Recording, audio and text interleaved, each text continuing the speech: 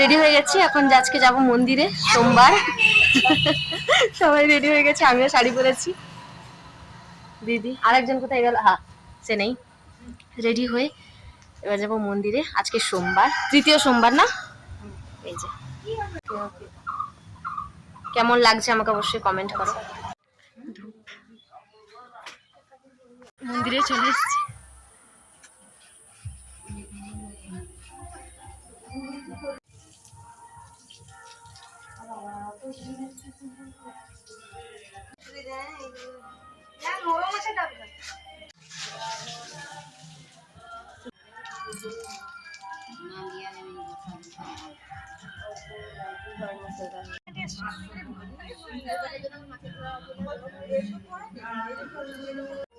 পুজো হয়ে গেছে, এখন আমরা বসছি, তাই তো?